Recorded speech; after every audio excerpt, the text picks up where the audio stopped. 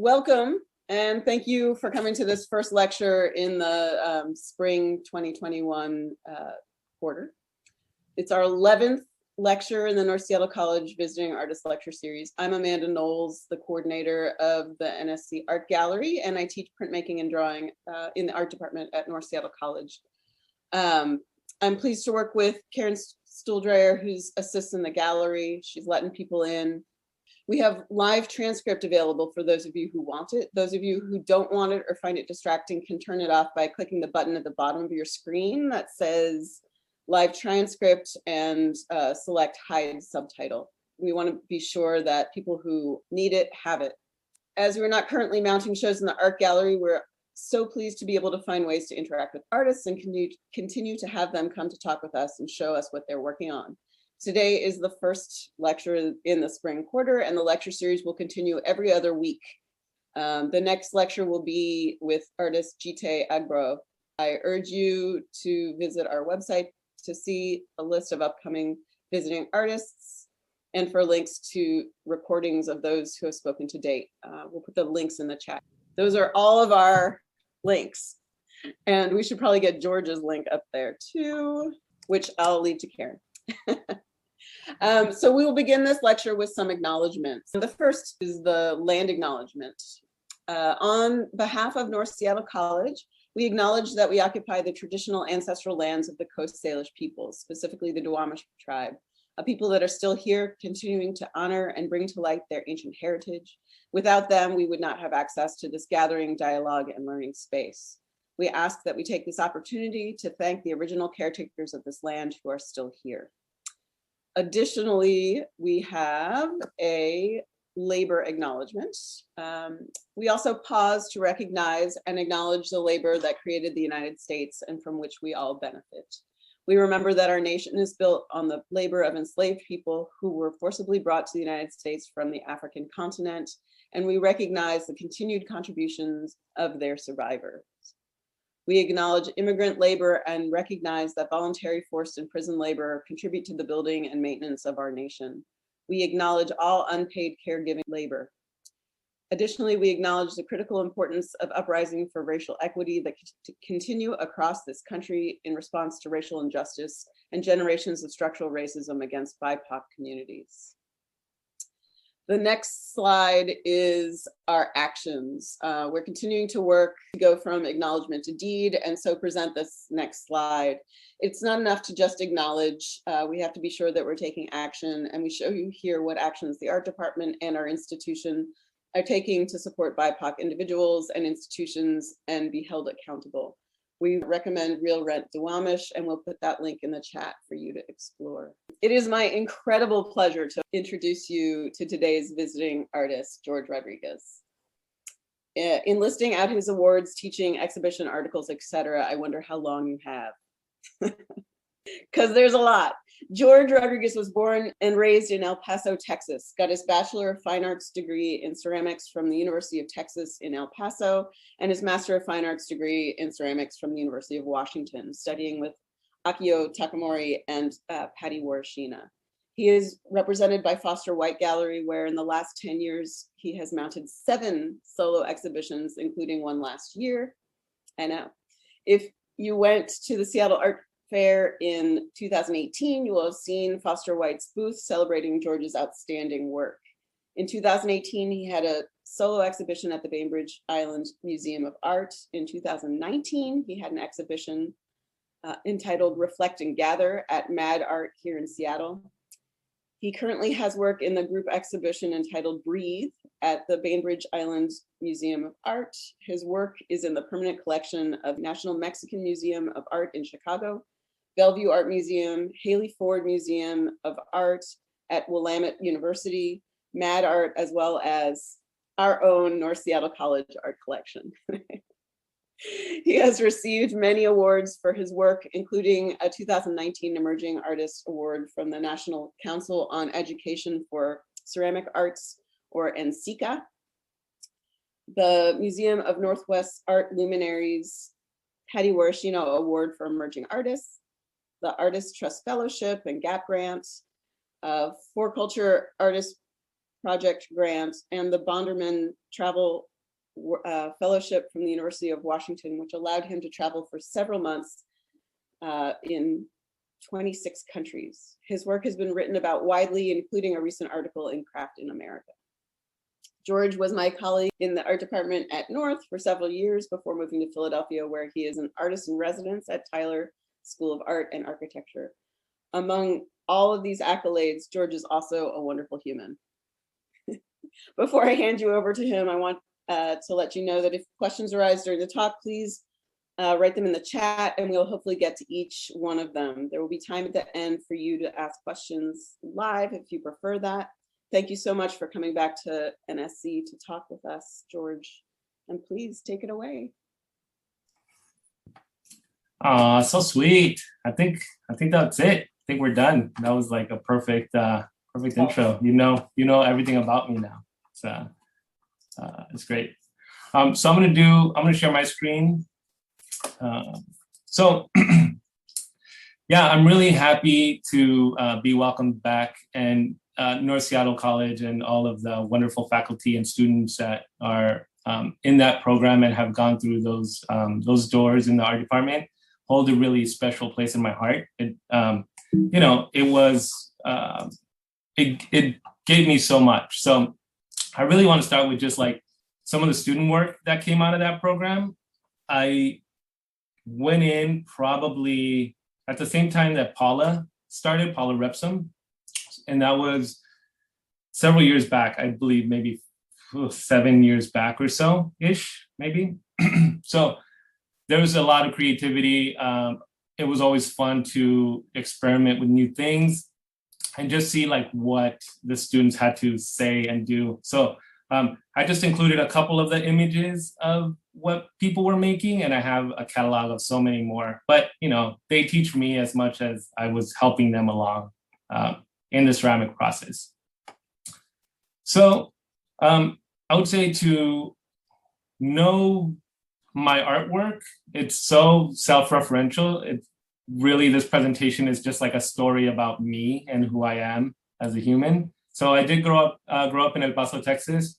And I always start, thanking my mother and my sisters. I grew up in a really strong female family, and I had all the support. So going to school, going to undergrad, and not knowing really what I wanted to do, but thinking about pursuing a career in the arts, I really needed the support of my family because, as we all know here, the arts are a difficult path to take if you want to be financially stable, but it's a wonderful path if you want to be, creatively whole as a person. So I had the support of my family from the beginning.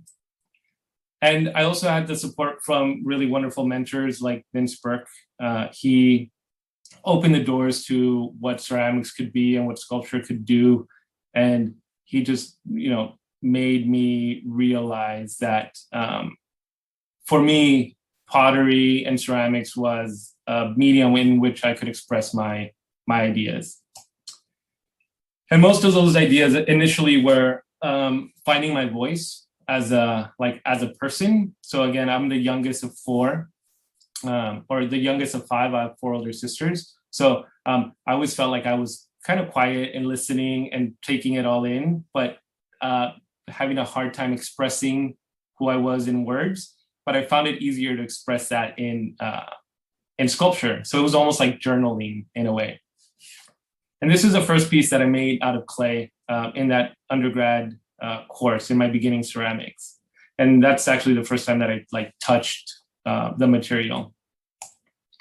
And that was a self-portrait. So this is another series of self-portraits in undergrad, practicing mold making and thinking about,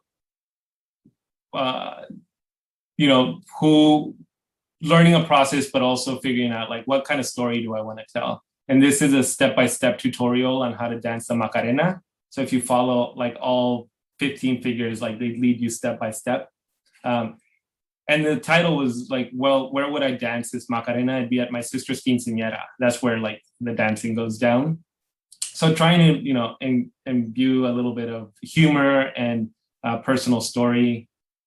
And I was a painting minor, so I did a lot of 2D work along with the 3-dimensional work.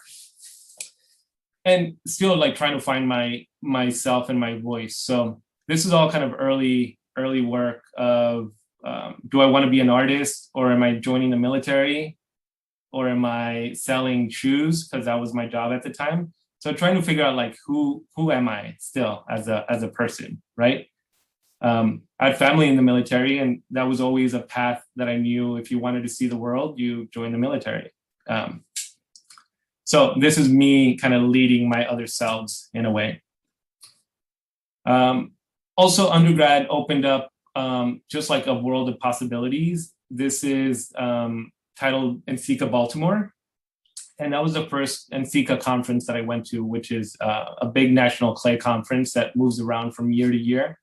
And I saw my idols, like that I had seen in books, like Akio Takamori, like Sergei Izupov, Tom Bartel, these people that I like really admired the work they were making. And they were people, and they were just walking around. And for me as a little undergrad, they were, it was wonderful to just like get to know them. So I came back and I made this piece titled Ring Around the Rosie. And this is my projection. Like, if I want to be in the arts, I need to be around the people who are making art that I admire. So I made a sculpture of me playing Ring Around the Rosie with these 4 artists, which I really kind of, gravitated towards. And they were all figurative and all very like narrative-based work. And this was my thesis BFA exhibition. So I went to a 4-year program. It took me 5 years to get through it. And this was kind of the culmination of that work, trying to figure out how do I bring people from the community into my work, right? So I set this up outside so that anybody could just wander through and become one of the figures that are playing in this playground. So I moved to Seattle in 2007 for graduate school, and this was to study at the University of Washington. And I moved there because of this gem of a human being. Like, I loved Akio, I loved his work. He was making what I wanted to make, so I wanted to study with him. And then along the way, I found Doug Jeck's work, who was another like brilliant figurative sculptor. Jamie Walker, who kind of rounded off the ceramics trio, and John Taylor, who's the instructional tech at the time in the ceramics department. And John was like, he was another one of my teachers. He taught me so much of just like the practical way to work in the studio, how to maintain some sanity in the stress of graduate school. Like, he was very instrumental. So techs do a lot for all their programs. Like, they hold things together. The University of Washington and graduate school was the time when I found embellishment and ornamentation, this kind of like idea of adding decorative elements to the surface. And it all started for me because the UW had a really big kiln, which for me, I was like, okay, I need to make something big to fit inside this big kiln. And I made this matador boy. And I wanted to find a way to mimic embroidery. Like, I love this dress and this kind of costuming, and I wanted to find a way to do that in clay. So I started ornamenting with little sprigs of clay, little decorations that were applied to the surface. And that's really where that kind of idea started for me. At UW, we have a couple of shows in the ceramics department, one group show at the Henry as an MFA, and then a solo show in the ceramics building. So this was my piece for my thesis at the Henry Art Gallery. And I'm very much, I'm a sculptor, but I'm a clay person. Also, like, I love the material. So for all my clay peeps that are in the audience, I'm just gonna go really quickly through the making process, because ceramics is all about like the finding joy in the process as well as the finished product for me. So I prepared my slabs, got all my sprigs made, started building these 8 figures at once, decorating as I'm building. I always say that you have to find, you have to be nice to people. You should be nice to people regardless. But if you're making large scale ceramic work, you need to be nice to people because I'm constantly asking for help, which is sometimes hard to do. But that's Shelby Stewart and Jacob Foran, who were 2 grad students at the time, helping me out. Also with clay, you have to be okay with, with failure. It's just part of the process. So as the story goes, I made 8 of these figures. We couldn't get them into the kiln successfully because I was building them too thin, being stingy grad student, not trying to waste material. And in the long run, they were too brittle to fire. So I ended up going into my studio, breaking all 8 of these and starting from scratch, and eventually making 9 of them because I was working in sets of 3.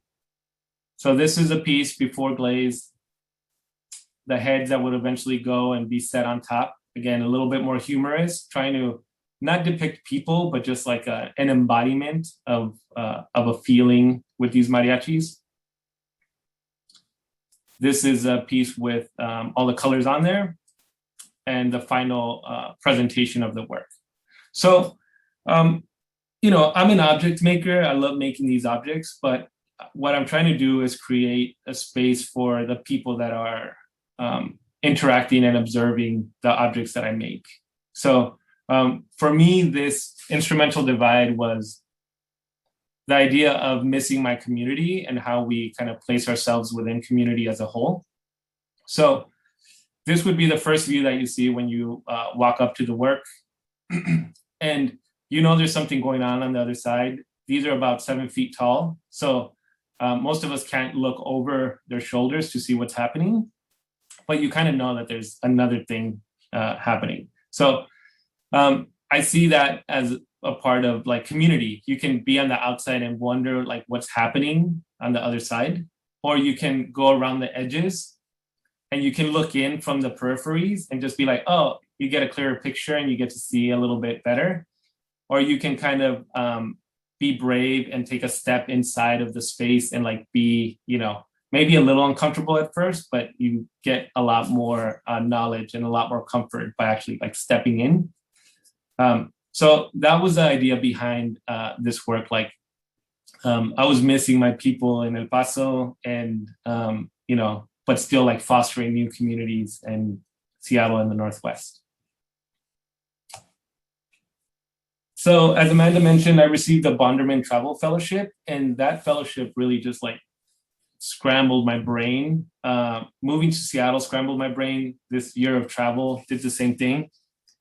And it ended up being 10 and a half months of travel in 2010 to about 26 different countries at that point. So it really was this whirlwind of intake and intake and intake and just seeing places that I never imagined that I would see. Cherry blossoms in Japan, the pyramids, the terracotta warriors, all these things that I, again, read about in books and never imagined that I could physically be in there in the same presence. So I love this photo because it has it's the most magical photo I have. There's a rainbow. There's a monkey on my back and a parrot, and I'm in the jungle and it's warm. It's everything I want in life is in this photo.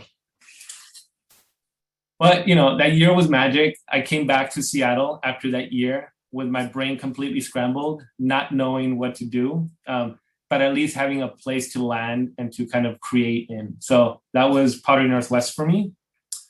It was this really wonderful space of just making and creating. It gave me a lot of freedom outside of school. But after my 2 years at Pottery Northwest, I had my exit show from the residency program, and I wanted to create a sculpture based on this sculpture by James Frazier, The End of the Trail. And and actually more accurately based on this sculpture by Luis Jimenez, which is The End of the Trail with Electric Sunset. And Luis Jimenez is an artist that grew up in El Paso, was, recognized nationally. But he was a model for me of like somebody from my hometown that was making cool work that I could look up to. So I wanted to make my version of the End of the Trail sculpture. I kind of felt a little defeated, kind of tired, but still hopeful. And these are the mock-ups leading up to my, my idea. They're little 8-inch maquettes, just finished. And I ended up settling on version number 3 with a sawhorse instead of like an actual representational animal horse. This is how it was built. It was built in 3 sections, just kind of stacked on top of each other, at least the figure was. And then the final piece was like 12 pieces that all just assembled with me on a sawhorse because I'm a craft person leading into a sunrise, because I saw the sunrise as like a new beginning as opposed to the sun setting. So I always, I don't know if it's a default, but I always lean back to self-portraiture. And the main reason I started with self-portraits is because I wanted to find my voice, but also it was a defense mechanism. People couldn't tell me that I was wrong. They couldn't tell me that I was doing something wrong. I wasn't painting correctly, or I was, because I was painting myself, like the idea was always about me. So I was kind of guarded in that way. So when I came back to Seattle, I was lucky enough to start showing with Foster White Gallery. And my first solo show in 2011, I came back from travel, I was kind of scrambled, and I reverted back to like, okay, I'm going to have the George show. And the George show was me kind of presenting myself to the arts community in Seattle, and also me just kind of working out ideas on like who I am and what I want to say. So there's this word in Spanish, tocayo, and tocayo means your namesake, your, somebody that you share your name with. And for me, a tocayo is like somebody that I build a connection with pretty instantaneously because we have something in common. We've been made fun of similar, we've been called similar nicknames, etc. So we have this kind of bonding. So the George show explored all these different Georges. I transformed myself into Curious George and Boy George and George Clinton. And it was a way for me to kind of like put my personality onto theirs, but also a way for me to work like in the style of this artist that I really admired, Robert Arneson. Robert Arneson was a Bay Area ceramic artist, and he made a lot of portraiture and a lot of self-portraiture. And I learned that he would make a mold of his of a sculpture that looked like him, and then he would transform it into Jackson Pollock or into all these other artists. So I wanted to take that idea and kind of, borrow it. Amanda mentioned I've had a lot of shows with Foster White, so I won't go through all of them because that's crazy. But I'll touch a little bit upon the way that I think about my work is through a collection of objects for one given show, right? So like the George show was a very like clean idea. I have parameters that I set for myself. This in costume show for me was self-portraiture without the physical body. So it was, trying to embody self-portraiture in dresses. After the George show, people asked me if I was a narcissist because I only made Georges. And I was like, that's a valid question. Let's explore that. So I made that dress of the narcissist, which is all like daffodil. The Aerie has flowers and imagery from the Pacific Northwest, which was my home, right? That's where I was living. But the back of it, which is hard to see, has images of the Southwest, which is also my home, in the style of Mexican cut paper. So I'm trying to, embody all of these sculptures and self-portraits with me, even though I'm not physically present or physically like modeled in them. Hereafter was exploration of altars and like having people come and gather around these objects, and how we celebrate memories and how we celebrate each other. And that's the theme that carries throughout my work. And then Blandes, Mikita, and Batu were part of the Beneath the Surface series. And this was the first time that I started to make sense of that year of travel, right? So this happened this show was in 2016. And I've learned that I kind of keep track of time based on what sculptures I've made what year. So like I can really kind of track my life that way. So it took about 6 years after traveling, 5 years after traveling, to finally like make sense of like, oh, this affected me in so many different ways. So I started making portraits of people that I thought I encountered along the way. Like these are an amalgamation, kind of like a morphing of like a grouping of people. They're not a specific person, but they're more of like a regional grouping of people for me. And I also started to explore or like visit architectural elements and how those speak when you're just, passing by, and how they can affect you. And the UW has some really beautiful like relief work if you go to that campus. But I, along with those 3 first heads, I started to make these more like gargoyle, wall-mounted pieces. And Amanda did mention there's one at North Seattle. So I'm so grateful that, my work can be with a community that, has helped me and I love so much. So this was graciously bought by one of the students at in the ceramics department and donated it to the college, which is really wonderful. Joyce Smith. So again, this travel really, really affected me in the way that I started to see the world and make different connections. So this is a Hanuman figure from Bangkok and a demon figure from these Catholic processions in Puno, Peru.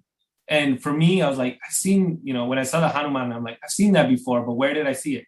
And I started to make these connections between cultures that I thought were completely separate from each other. So I made my version of the Hanuman sculpture. I always like to try and make one that's a little bit more like traditional and closer to pieces that have been rendered before. And then I thought, well, what's my guardian figure? And I started making these like luchadores. So I, kind of took the place of my guardian. And then I also started thinking about just like statuary in general and how different, just like design comes into play. So for me, the lion in both like Western culture and Eastern culture, like they symbolize a very similar thing. They're protectors or guardians. They are usually found in these very sacred spaces, courthouse, a temple, something like that. So I wanted to kind of like mix them together, as I feel like we're all better off just like learning from each other, right? 2016 was a very strange year, especially in the fall. So I made, we had a presidential election that year.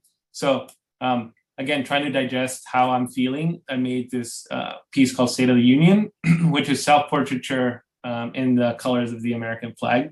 Just kind of going through my emotions of like anger and despair and sadness and, like all these things that I was kind of feeling. And I was feeling those things because I felt like a lot of my community was being persecuted and marginalized, and a lot of the people that that I'm friends with, that I care about, which are like all people. It's like so easy. But so I made this Sanctuary series, and the Sanctuary series was based formally around these little small stone statuary from Teotihuacan in Mexico. And for me, these little statuary felt like companions. They were found in a tomb. And I thought, like, what a lovely way to like travel into the afterlife with a companion. They don't seem threatening. They seem very like caring for me.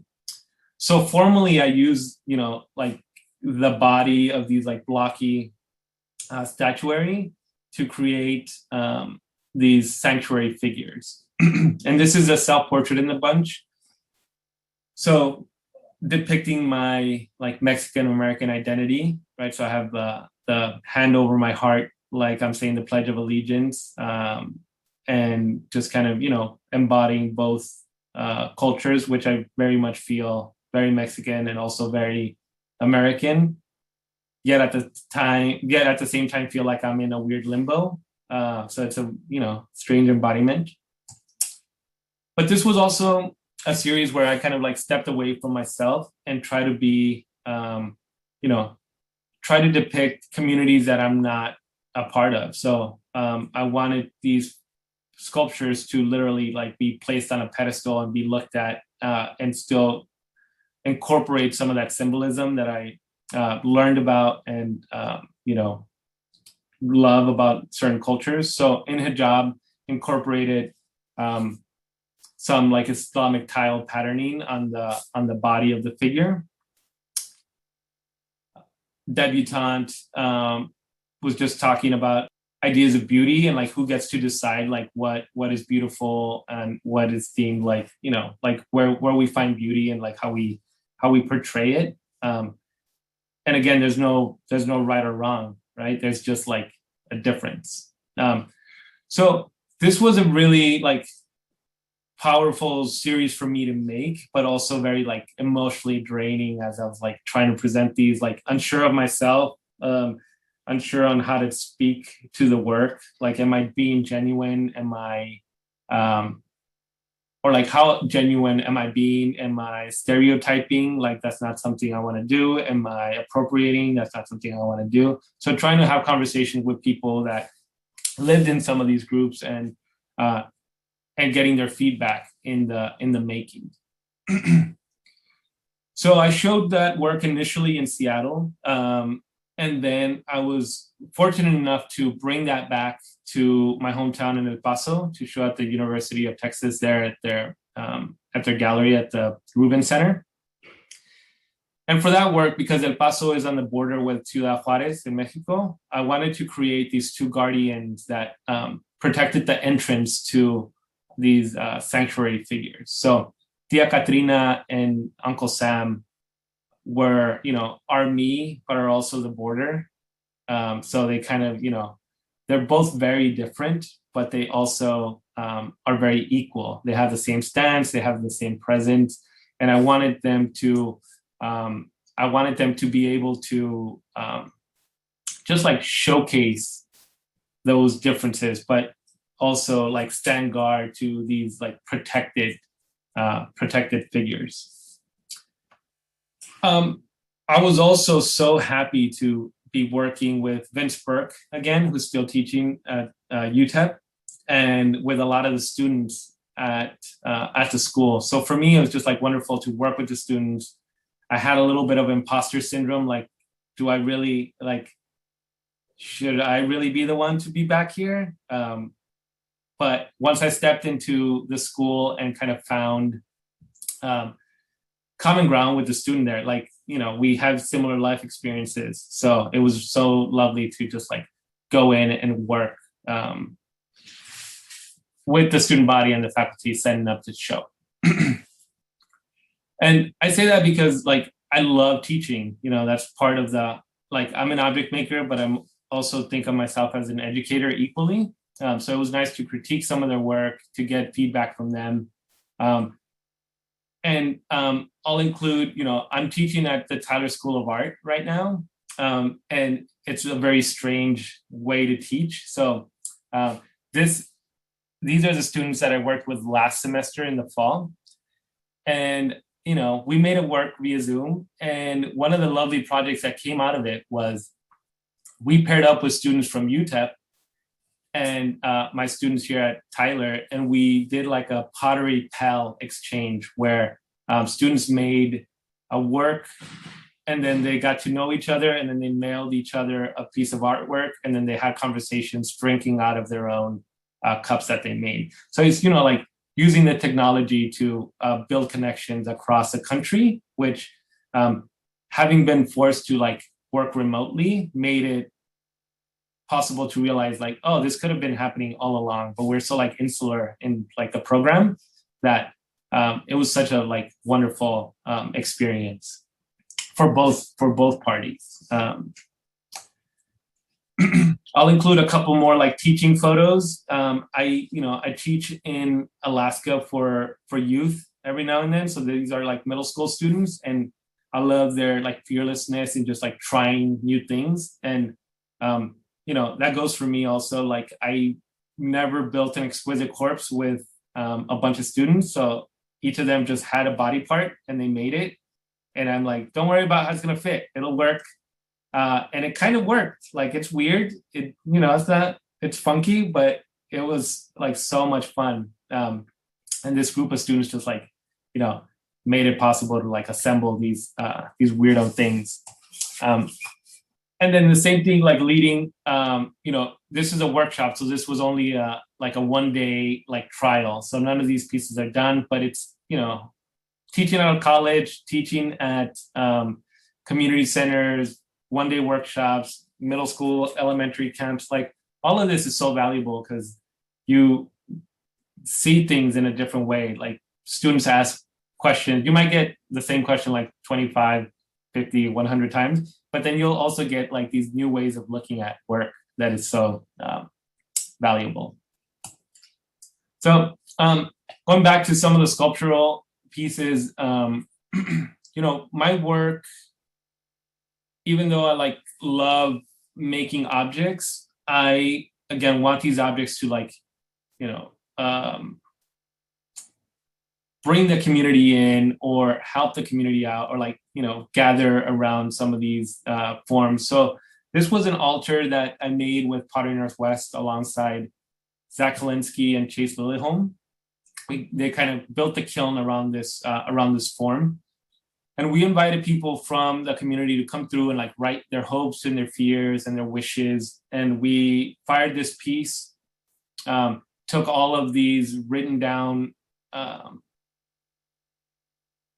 blessings and put them into the kiln to like be released, whatever they wanted to say. It was just like them in the kiln, so to speak. Like I didn't read any of them. We just kind of tossed them in. So it was a really nice kind of send off and event. And that's what the piece eventually ended up looking like. I had to remake a couple of the forms just due to like cracking, but for me, it still has that embodiment of like community and people. So this altar is 7 pieces, but the idea behind it was like the bottom level, the 4 columns are the more natural like elements: wind, fire, earth, water. The next level up has a wolf and a lion, and those were more like primal animalistic. Above that, there's a skull. So it was like faith and death. And then above that is this crown of people. So again, the community. And, it's fitting that like the crown really kind of stands out above, but it's only because it has all of this stuff below it. Like if you put that crown on the ground, it kind of gets lost, right? So you need all of this like building of community, environment, etc., beliefs. And I was really fortunate that a couple years ago, the University of Texas, El Paso, UTEP, my alma mater, bought this piece for their collection for one of their new buildings. And, I grew up seeing the Luis Jimenez End of the Trail sculpture at the UTEP library. That's where that sculpture was housed. So I would visit it every now and then. And, it's come full circle that my piece has also gone into their collection. So, feel so fortunate and happy about that. So with all like this heavy work with the altar and the sanctuary figures, like I was feeling a little spent emotionally. So then I have to balance that out by just making sculptures that are a little bit more fun for me. So this is the Queen, and it's a portrait of this wonderful human, Princess Mildred, who's my partner. So she's a performer, and the Queen is an embodiment of her persona as a performer. So, you know, bring my people into my artwork, basically. The latest series that I've been working on has been this interpretation of the Chinese zodiac based on Ai Weiwei's Circle of Animals. And the first thing that I, again, do when I'm like taking on a narrative that has a lot of history and a lot written about it and a lot of different interpretations is like make my own version. So I wanted to create these vase forms that were the Chinese zodiac, and using those specific animals. So the dragon, the dog, the tiger, etc. And then I wanted to translate that zodiac into a Mexican zodiac. So again, like to bring those animals closer to something that I was more familiar with. So instead of the dragon, it'd be a quetzalcoatl, which is a feathered serpent. Instead of a snake, it'd be the iguana. Instead of an ox, it'd be el toro. So it was a way to like kind of like, you know, reimagine this narrative. And a narrative that's more directly translated from the Chinese zodiac. You know, the zodiac with animals exists all over the world. So the Vietnamese have a slightly different one.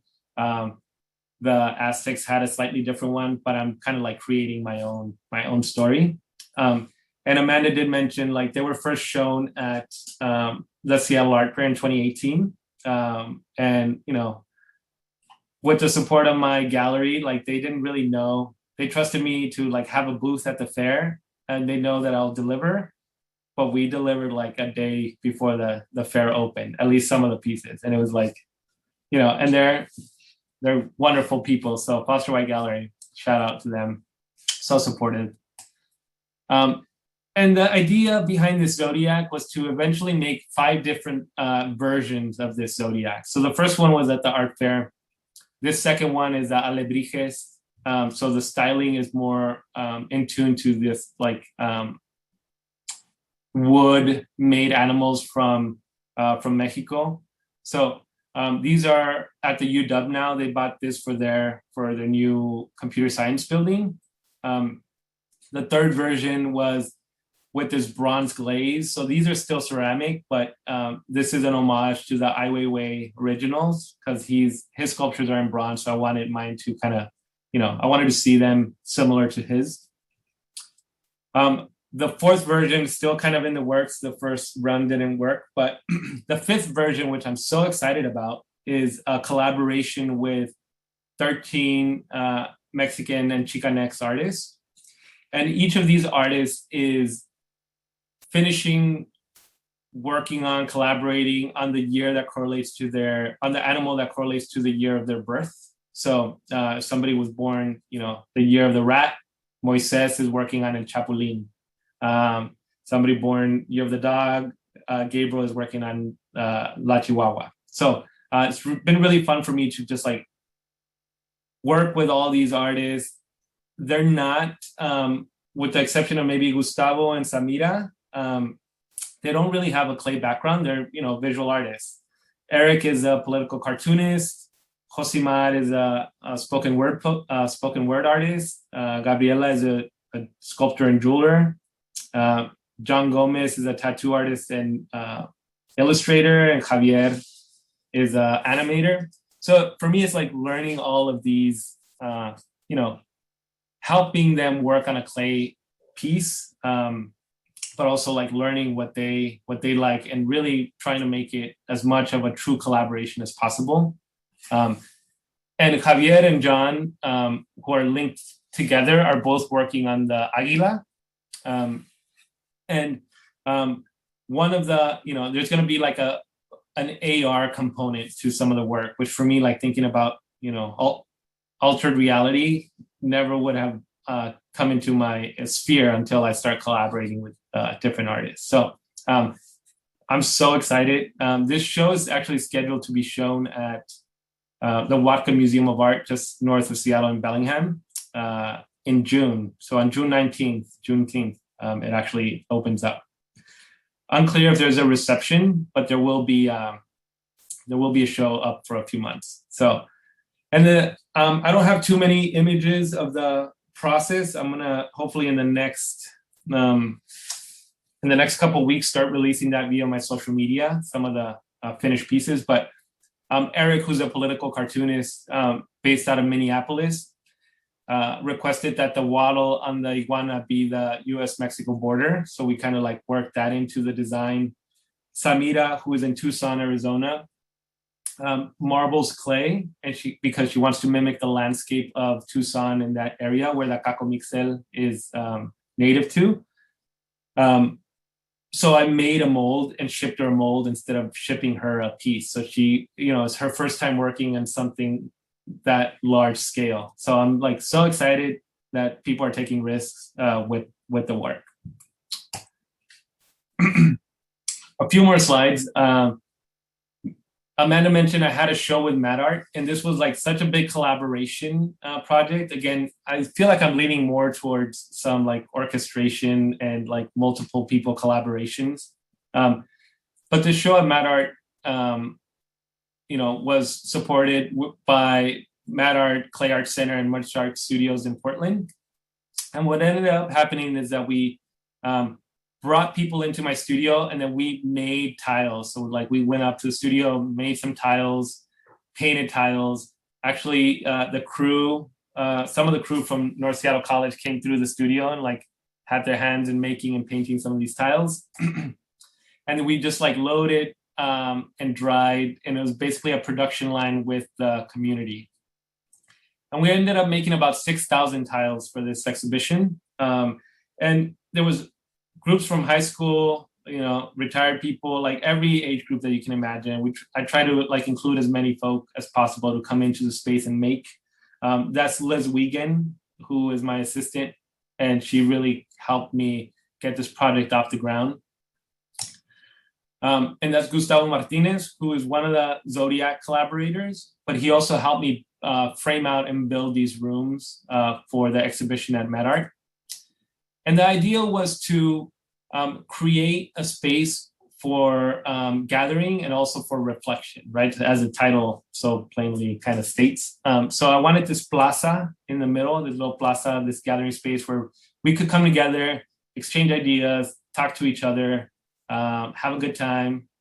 And then in these rooms, you can walk into one of these reflection rooms, which I thought of as like meditation, reflection, think about those conversations that you had with people, digest, make sense of what is going on with just you. And as you walked into the space, they're fully decorated, floor, ceiling, and the wall. So you're going into a space with a lot of stimulation, but it all kind of fades because it's all uniformed and kind of, like you're just like hopefully in your own brain when you walk into one of these spaces. And then one of them was kind of a live wet room where you could come in and like physically leave your mark, right? You can make alterations to the wall. And as more people came through the space, it just became more and more alive. You could see the traces of who had been there, and you could leave a little of you behind as well.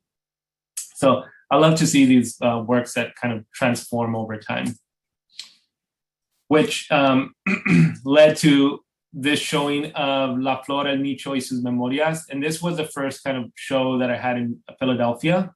And this was for Dia de Muertos last year. So we're in the middle of the pandemic.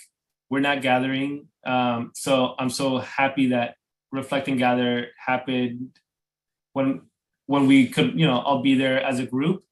But for La Flor, El Nicho y sus Memorias, like we couldn't be there. It was like limited to one person, two people at a time. So I made this altar space where you could do a similar thing to that wet live room. You could take a little calavera, a little skull, and you can make a small offering, make a little figure, and then you leave it behind. So again, as more people come through the space, you might be the only one there. at a certain time, but like, oh, there was other people before, and so forth. So you get this idea of community. We're still in it together, even though we have to be physically apart. And that's a statue of Mictlantecutli, who is god of death. Again, trying to make that figure non-threatening, but still, like open hands, open palms, very inviting, as it's just a part of, who we are as people. And those tiles, have kind of like found their way into different interpretations of guardian figures and the such. So this is Mexican American Gothic with the matriarchal figure kind of in front. I was raised by my mother, a really strong woman, and depicting these two figures that felt, this was made before essential worker was like such a popularized word, but these are essential workers, basically keep things running, keep things moving and going. So the last show that I had with Foster White was last August, again, during a time where we couldn't all be together, but I made these urban guardians. So a rat and a pigeon. And for me, the urban guardian, these were made in Philly, transported to Seattle, which is what the background signifies. But the rat and pigeon are these two animals that sometimes get overlooked, but persevere and like keep living and keep like, surviving and making it happen and adding so much to the makeup of what it is to be like in community with each other. Like we have to be around each other, we make it work. This was also a show where I'm like, well, I want to continue with the guardian idea, but I want to create guardians. My version of a guardian might be different than Amanda's version of a guardian. So I want to give people the ability to kind of mix and match, if you will, like create your own guardian. Maybe your Monday guardian looks very different than your Friday guardian, right? So all of these heads kind of can interchange onto different bodies. And Crafted America did this really beautiful little kind of animation that embodies this like transformation of, moving different heads on these different pieces. And physically, they can all be like interchanged. So it was really fun for me to, in a time where we again couldn't be together, you could still like create your own space of safety. And with the Crafted America, just to plug, like that episode's online. So if you want to know like more about this specific body of work, or of me with some baby photos and like my mother, you can see the episode Storytellers of Crafted America. Woo, that was like nonstop, huh? Thank you, everybody. I really appreciate your ears. Thank you so much, George. So amazing. I know. Really good. Drink some water. We have some really good comments and questions that are in the chat, but of course, because I get to say those out loud, I get to ask my own question first, which is, or maybe it's a comment, but I really like seeing, I guess this is the first time I sort of understood your work in the way that you need space and time to like get it through your body to make the work, right? Like there's years after you do something that then that sort of comes through your body to make the work. And I think that that's really important for us all to see, but also for students to see that it's not like, okay, I'm going to do it now. Because that's not the full embodiment, right, of the work. Do you have totally? Yeah, 100%. And and I'm doing this presentation and I'm like showing highlights, right? Like I'm not showing you those pieces that were a stepping stone towards the direction that I wanted to go. But there really are just like the things that worked out at the end. But it took a while to like get that piece made. Yeah. And do you draw first? Because you do have a painting background. You do a bunch of drawings first. Yeah, so a lot of, I'm a pretty fast maker. Like physically, I can like move clay pretty quickly. I feel confident in that capacity, but it takes a long time for me to like research, know that some of the imagery that I'm using is saying what I wanted to say, and some of the symbolism, especially if they don't come from my upbringing, that I'm using them properly and that I'm not just like, throwing it on. So a lot of research and then some sketching and drawing and scale drawings and things like that. Yeah. Ellen had a question, which is, how do you ship your work? It's like we just show you show your work and all of a sudden it's in El Paso and it's like, how the hell did that get there? Right. It's not that hard actually. It's scary maybe, because it's ceramic, so it's like the worst of, it's heavy and fragile, but a lot of it just gets sometimes soft packed and just like put in a truck. I've also like double packed things and send them via UPS, and you just like, you cross your fingers, and if something happens again, I know who made it. It could probably be done again. There's a really funny story where one of my first shows as a grad student was at the Kirkland Art Center, so just across the water from Seattle, and I built a crate for this like head that was probably 2 feet, and I built this crate, and the crate was like super foam packed and like really made. And again, I'm just going across the water, and it was like great crate. I was so proud of myself, and I show up, and I'm like struggling to get the crate in and out of the truck. Just like the gallery sees it and they're like, thanks, now we have to store this big crate. And then I see Akio Takamori, who was in the same show, and he's just like carrying his piece and like drops it off at the counter. He's like, thank you. And then he like leaves. So for me, that was a lesson like, oh, you don't have to, I was trying to look professional, but it was like, well, the work would have been there regardless. So. Yeah, you were in a couple shows at the Northville Art Gallery, and it was always just amazing. You would just show, and it was after that, obviously, and you would show up with just the piece and somebody to help put it together, which is like, yeah. Great. I know there's a lot. We have a lot of stuff in the chat. You will get the chat afterwards. We'll send it to you. But I just wanted to sort of highlight a couple things. Zola said, let's see, a couple things. I really like the implied decolonization and optimism in reimagining the end of the trail. Your work has always been beautiful and varied. There's a lot of narrative in your pieces. I imagine science fiction or fantasy story ideas flowing out of your sculptures, which is amazing. From the librarian, right? Like we have. Love it. Yeah. And then her just very, very thankful for the Pottery Pal idea, like you sending things back and forth. It's pretty awesome. And one more from her, and then I'll get to other things. George, the detailed ornamentation in altar and many of your other pieces reminds me of the elaborate embroidery and ornamentation once commonly used for priests' vestments in Catholic and Episcopalian churches. So, right, like. And yeah, that's great. And I love that, because I feel that depending on what your, where your story is and what your background is and like what your knowledge base is, you can come through, and hopefully I'm making sculptures that and decoration that embodies a lot. Like there's no specifics, right? Like I try and move away, especially with like facial features, unless I'm making like George Jetson or something. But I try to keep things as ambiguous, but also, still human, so that I'm not making people, I'm making these like statuary. And some of that decoration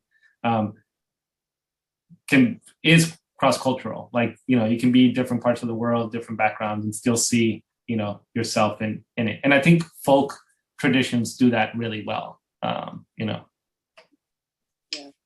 definitely. Deepa said, when you were talking about not being able to be in the same place and gathering, but you still had people leaving things for each other. She I think it was smart to say she's separated by time, but not space. So it's like they're in the same space, just minutes separating them, right? So really, Definitely. lots of like appreciation for your story, and all of that. Do you have any last minute things that you want to say, or anybody have questions that they want to say live?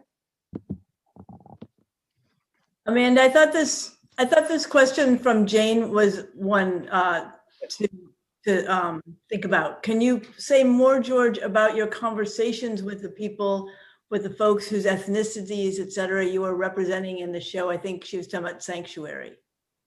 Yeah, definitely. So, I grew up a certain way, right? I grew up around my family in a predominantly like Mexican community of El Paso.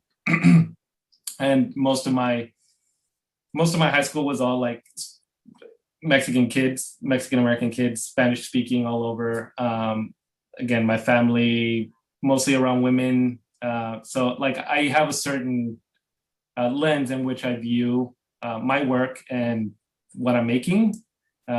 So that lens always, even if I'm creating something that's outside of my normal way of thinking, like I'm still kind of viewing it in that lens. So when I was making the Sanctuary figures, I wanted to make sure that, I'm not a Black man. I don't know what a Black man goes through. So I wanted to make sure that I talked to my friends that embodied what I was trying to represent, and not just like one person to get their point of view, but to just be like, can you tell me more? I'm thinking of making this sculpture. Like, I was hoping to not like also be a burden and be like, tell me your life story and everything that's wrong with your life. Like for me, it was just like, how do I connect? How do I understand? And then how do I make these figures that I just want other people to see, basically. Like I want them to see these figures on a pedestal. And I didn't talk about the display of the show in El Paso, but they're displayed in this kind of classical Greek Roman way of creating a promenade, where that's usually reserved for like, state people, religious zealots, and so forth. So I wanted to kind of give them the same type of presentation, if you will. But it was like, am I doing this wrong? Am I allowed to make this work? And sometimes I think of that, not just with those figures, but if I'm talking about the Chinese zodiac, right? Like I grew up with that story. I know that story really well, but I'm not in that culture. So how can I respectfully still like bring that and twist it in a way? Like I'm twisting these stories and presenting them differently, but also leading people back to the original so they can still know where it comes from. Can I ask if folks were welcoming of those questions, appreciative? Did they feel they could speak directly and honestly with you? That can be pretty fraught territory. And so I'm interested in how the conversations themselves went. Yeah, everybody was very open and friendly. And I think it's just like, I don't know, like, I don't know if I had an agenda, but I don't feel like I went in with an agenda, right? Like I'm not there to like interrogate people. So it really was like conversations. And again, these were with friends. It wasn't like I'm approaching complete strangers to ask these questions to. These are people that already know me and have, an understanding of who I am as a person. Thank you. Mm-hmm. Great. Anything else that comes up for people? Okay. Thank you so much for being here with us. We're really appreciative that you're here with us. Yeah, I always love it. Thank you everybody for listening and all your thoughtful questions. And so lovely to see so many familiar names and faces. It's just like, it's great. So wonderful. That is a nice thing about, I know that we're kind of living in this virtual world, and it's really kind of shitty and bad in some regards. But you know, I've been connecting with so many folk just like that I hadn't talked to in a while. So it's still pretty nice. Doesn't beat like being next to someone, but it's still good. So Thank you. Yeah.